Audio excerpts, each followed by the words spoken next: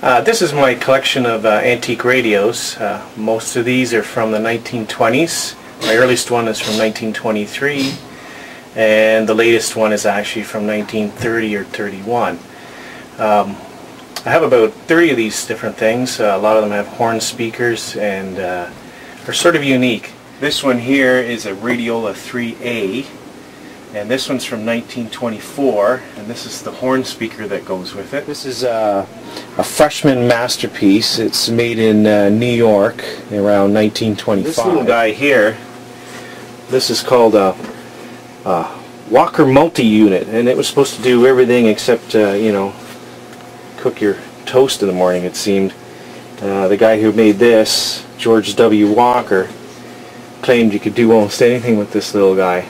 You can. It's kind of like an experimenter set, actually. There's different, it came with a bunch of different schematics. There's different plug-in coils.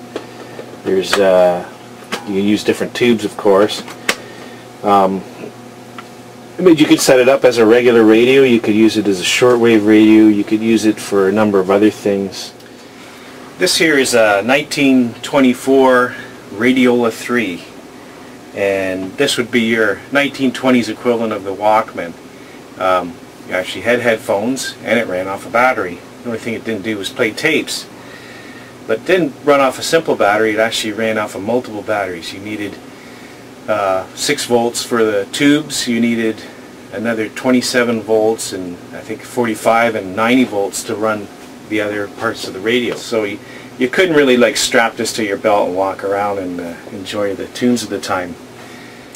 This is an Atwater Kent 20C compact, which is a very good radio from the 1920s. This was made in about 1926, and in those days the radios didn't come with the speakers built in. They used something like this. This is a horn speaker. This is an Atwater Kent horn speaker that matches. This one here is from 1933, and it's something like you would see on the Waltons, and it's got a nice big tuning knob here, and this is just basically your on-off switch. This radio here is a FATA 160. This is the oldest radio in my collection. It comes from 1923, and this one I restored about a year ago, and there's actually very little I had to do to get this one running again.